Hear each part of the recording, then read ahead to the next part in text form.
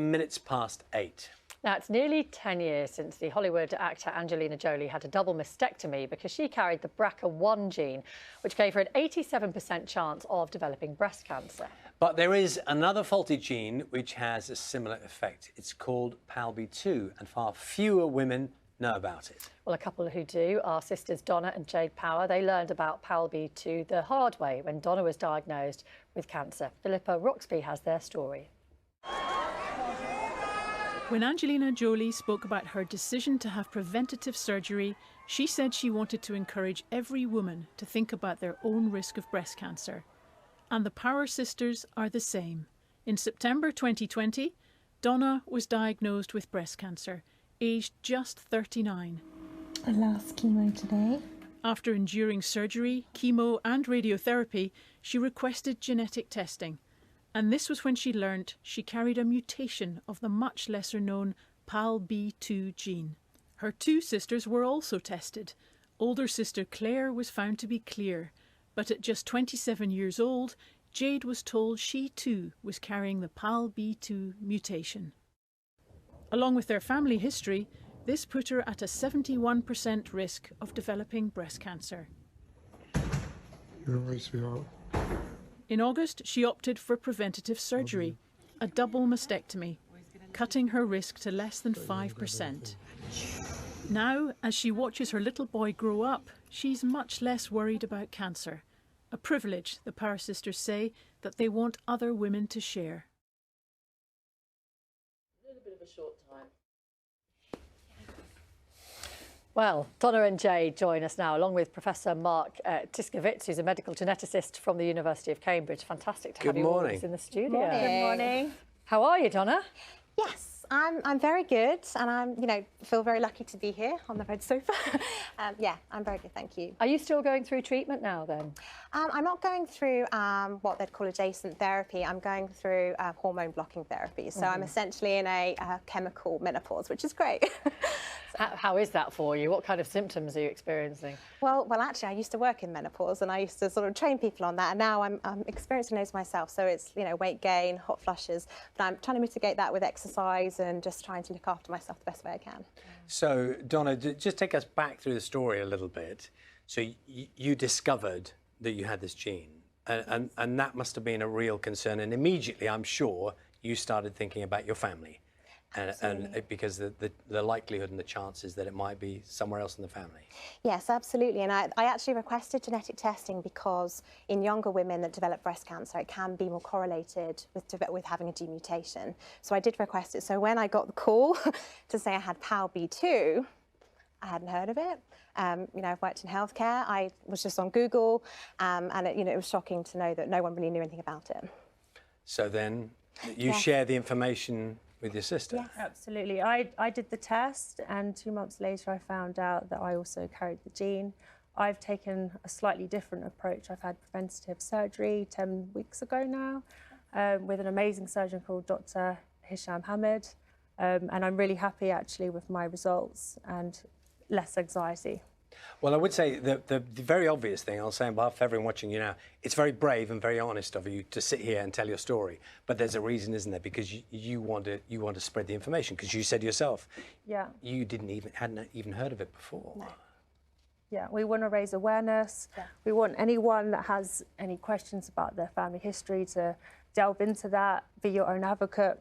Yeah. And if you do have any concerns, contact your GP and request genetic testing. Because you have another sister who doesn't actually carry the gene. No, Claire, she doesn't. And she had to go through the whole process, of course. And because there's a 50% chance of inheriting the gene, she had to psychologically know what route she would go. So she had to kind of go through the process. So we're very pleased that she didn't have it. So, but out of 3 sisters, 2 of us have it. So it just goes to show, there will be other families out there in our situation, and we don't want, I was the person that had to have breast cancer to then have what is cascade testing for the rest of the family to be able to find out about Jade, and for her to make a decision to prevent for the future. So, Professor Mark, why have we not heard of this gene, really? Well, we know much more about the BRCA1 and BRCA2 genes because they were found in the mid-90s, and this gene was found about 10 years later. So it's taken longer to know more about it. And we've started testing for it in the NHS from about 2015 onwards.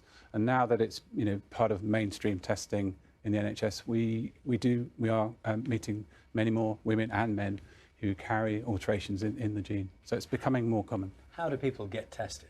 How do people get tested? Well, they, if they've got a family history, then they can go and see their GP and ask for a referral to, and the GP will decide whether or not they need to first go and see to a breast unit or whether they need to go and get referred to a genetic service. And there are genetic services throughout the UK. It's a very integrated part of the NHS service, actually. And then they would get referred to us, and we would then make an assessment based on their family history whether or not genetic testing is indicated. I'll ask a very obvious question. It's something we're talking about all the time, about delays.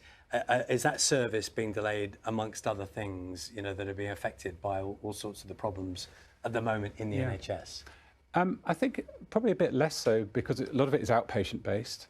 But it's also a very exciting time because we're doing lots of new genetic testing. So the service is actually expanding quite rapidly. So, and we probably need a few more genetic counsellors, for example, and doctors trained in the area to increase that service and the availability. There's this big new genetic testing centre in Devon, isn't there, that's able to kind of process very quickly these kinds of tests? Well, certainly in England, we now have 7 big centres, doctors throughout the country, including in Manchester here, in Cambridge, in London, and they all work together. And in the devolved nations, they have a similar approach as well. And we try and make sure that everyone has the same eligibility throughout England. So there's no postcode lottery, essentially. Donna, I know you're very much advocates now of talking about things and making sure people know. Yes. Anecdotally, your friends, who you've had these conversations with, and it's made them think and maybe check and think about family history. Yes. Exactly. And we've established an Instagram page, NOTJUSTBRCA, and we've had a whole community of hundreds and hundreds of women that are coming forward and, basically asking us questions and saying, actually, we had testing for BRCA many, many years ago, pre-2014, and now we actually want to think about having testing again because PALB2 only came on the testing panel from 2014. Therefore, it wouldn't have been tested prior to that. Jade, were there other options other than the double mastectomy? I guess there's a sit and wait option, but how difficult a decision was that? Well, they offered me surveillance, and she basically said it could be, it's not if, it's when we could tell you that you had cancer, and then your options are really reduced, fertility, and obviously reconstruction. So they basically said the best option is to have a double mastectomy kind of ASAP, which I did. So that was quite simple, really, at the end for you. And you've got a little one, haven't you? I do. Xander, yeah, he's amazing. That's who we're seeing just then, was it? He's very naughty. He is very naughty. But he was very much in your mind, I guess. He was. I need to be a healthy mama for him, and I did it for him.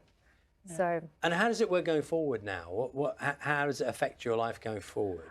Do you know what? I feel really empowered by it. I want to get back into my modelling. I want to do that on behalf of other mastectomy girls and say, you know what, actually I've had this surgery, but I still feel like a woman, I still feel sexy and beautiful, and show we can be different, but actually I'm all woman still. That's such an important point. I mean, in a way, it's slightly aside from the medical technicalities, isn't it? But it's such an important point, isn't it? The psychology. And these are very personal decisions. So, not everyone goes for a preventative mastectomy. Some women are happy to have increased surveillance as well. So, it's very personal. Would there ever be a point in which it would be worthwhile just blanket testing, genetic testing the population for not just breast cancers, but other cancers? Do you think we're ever going to get to a point where that will happen? That's an interesting question. It's quite difficult. And I think at the moment we are very much focused on women and men who have a family history. And it's important to remember... And specifically breast cancer, is this? Or other cancers Well, colon cancer and ovarian cancer, those are the 3 most common hereditary types of cancers. But even then, it's only a small proportion of all cancers are strongly hereditary, like the ones we're talking about today. Right. And it's also important to remember the male side of the family as well. So these gene alterations can be inherited from the father, so it's not just on the mother's side.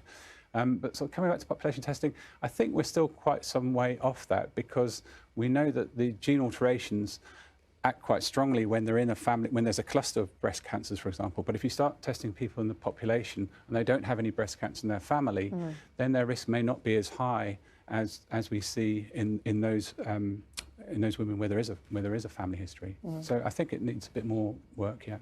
I would say, Donna and Jade, I know you're both a bit nervous about coming in on the sofa this morning. Terrified. You feel like absolute naturals. I'm sorry. You feel like absolute naturals to me. There are going to be people watching this, and it happens quite a lot when we do health stories on BBC Breakfast particularly, where people at home go, do you know what, I either hadn't heard of that or I'm going to check. What would your message be directly to anyone who's sort of thinking about something they hadn't really thought about before? It would be very much just to be a self-advocate in just knowing your family history as much as possible, not from a place of fear. And I don't, want anyone to be listening to this and thinking, oh gosh, I need to go to my doctors. It's really, we had family history, and if we'd lifted up the bonnet and found out more, we would have been wanting genetic testing. If we would be watching us today, we'd be going, we need genetic testing. So it's really about being an advocate, but just from a point of informed education. That's really the main message from this. It's a great message. Thank you so much to both of you, and best of luck with your ongoing work Thank you very shouting much. out about this. Thank Jade you. and Donna, and to Professor Mark Tischkowitz as well. very much. Thank you. Time now is 8:28. You can breathe now. Everything's okay. There you go. You're not that nervous. I'm so scared. We're on BBC One until 9:15 this morning.